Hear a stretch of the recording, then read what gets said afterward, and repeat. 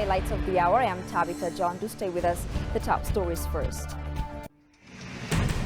Ethiopia forms a national coalition for the Great Green Wall Initiative.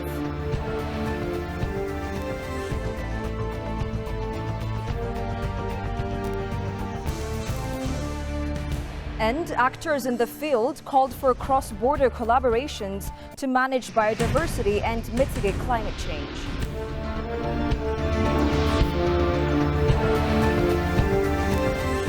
National Security Advisor of the Prime Minister, Redwan Hussein, discussed with Prime Cabinet Secretary of the Republic of Kenya, Musalia Mudavadi, on bilateral issues of mutual concern. They reviewed frameworks of the bilateral cooperation between the two nations. Redwan, through the office of the Prime Cabinet Secretary of the Republic of Kenya, also delivered a special message of Prime Minister Abiy Ahmed to President William Ruto.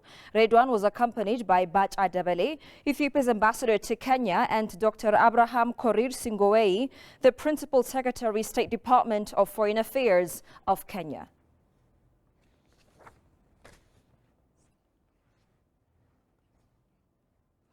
The Ethiopia-Korea Textile Technopark, the first of its kind in the country, has been inaugurated. In his remarks at the inaugural ceremony, CEO of the Industrial Parks Development Corporation, Aklilu Taddese, stated that Ethiopia and the Republic of Korea have a strong relationship cemented by blood and bone, highlighting the role of such projects in taking the historical ties between the two countries to the next level. Ethiopia-Korea Textile Technopark is instrumental in bringing Republic of Korea's best practices to the Ethiopian manufacturing industry sector, calling for more similar projects to expand in Ethiopia. Korean ambassador to Ethiopia, Kang Seok-hee, expressed the significance of the Technopark in strengthening the bilateral ties between Ethiopia and the Republic of Korea.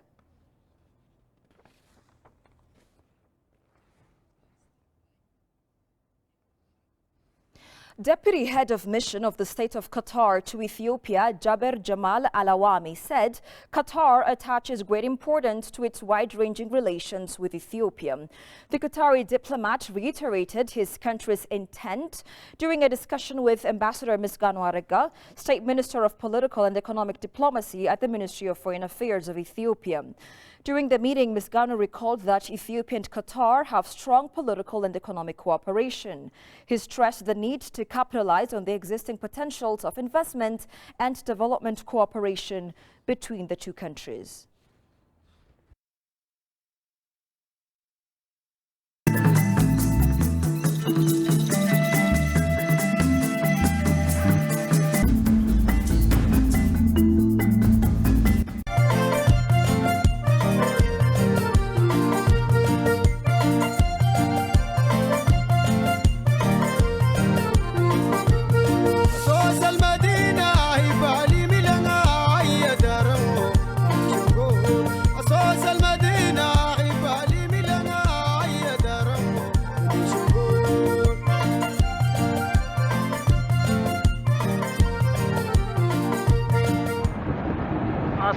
አሶሳ ከተማ ቤንሻንጉል ጉሙዝ አሶሳ መንገዷ ይመስላል።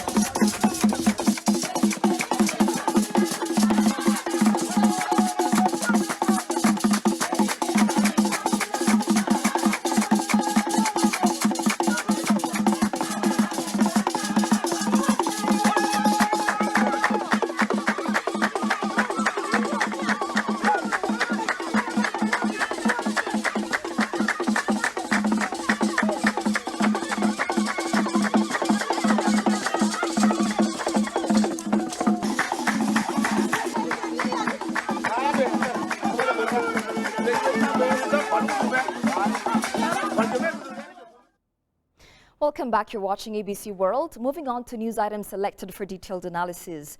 Ethiopia has formed a national coalition for the Great Green Wall Initiative. The formation of the coalition is set to play an essential role in greening the rampant desertification of the Sahel region.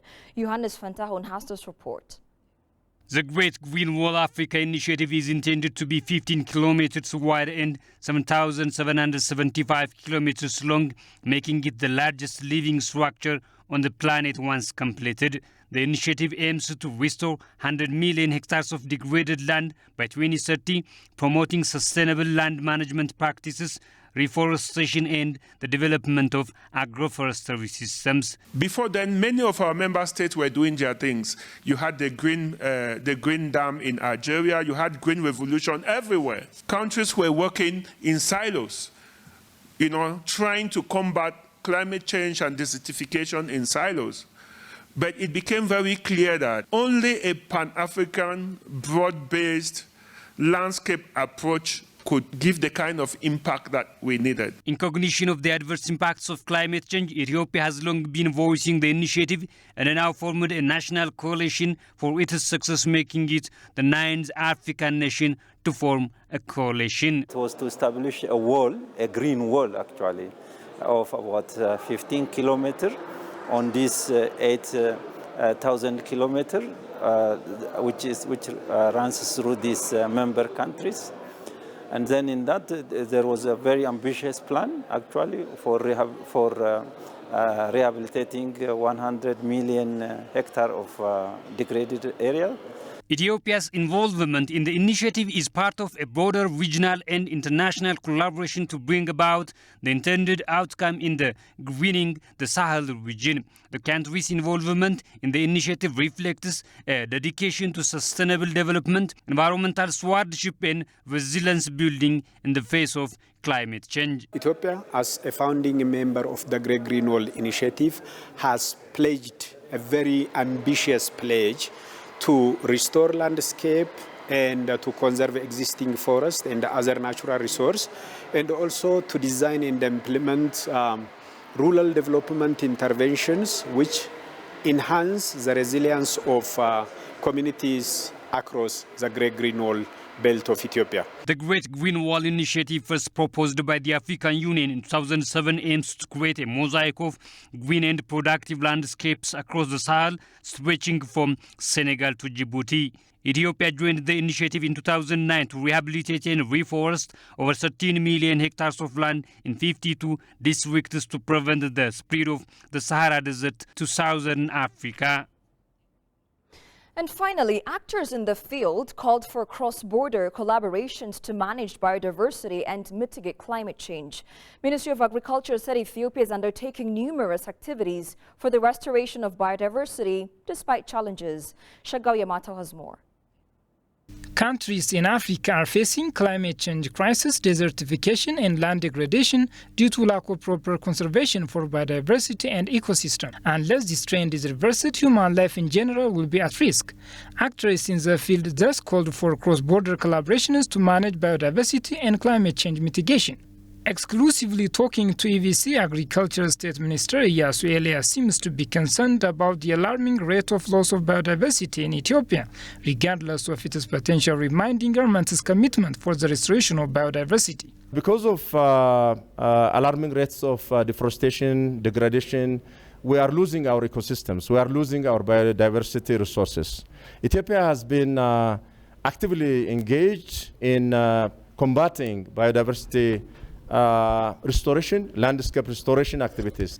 CEO of the Horn of Africa Regional Environment and Network, Makuri Arga, said the regional network is conducting activities on ways of rehabilitating the degraded ecosystem in the region.